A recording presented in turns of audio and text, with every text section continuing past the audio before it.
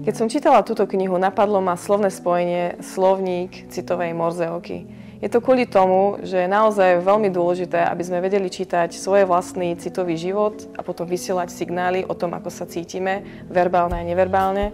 A taktiež, aby sme dokázali čítať ľudí, s ktorými žijeme, ktorí sú v spoločnosti, aby sme dokázali čítať zase ich vnútorný život, tie signály, ktoré nám vysielajú. Máme tu dnes takú situáciu, že mladšia generácia nám vyrasta s obrazovkami, ale naučiť sa čítať seba, vyjadrovať sa, signalizovať, ako sa cítim a naučiť sa čítať ľudí, ktorými žijeme, to sa naozaj z obrazovky nedá naučiť.